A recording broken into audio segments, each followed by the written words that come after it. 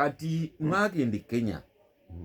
ne bandi ya Horizon nga mwekutudde ku Peterson Mutebi mpulira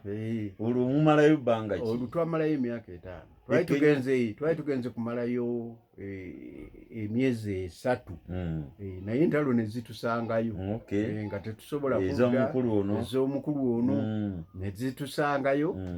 ne tweyongerayo paka mfuse bataka natufuse bataka kati ataawo olinnyo oti ennyonyi nga ozinira ku buyungu kati awo era ye Kenya gye twali tukolera mu kirabo bagiyitanga Small World kirabo eri ku lw'e Mombasa nja kinaana olwo eyo mu kinaana kakati gye twakoberanga omusajja yeyandabira Omumerika nanyingiza mu kampuni ye bagiyita African Heritage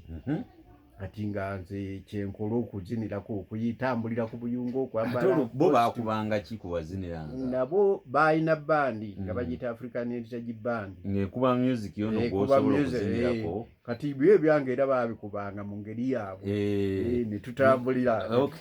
tujja komawo John Kityo akyatunyumiza ku byedda kati wuuyo atutuusizza ne Kenya ate katulinde tulabe alinnya atya ennyonyi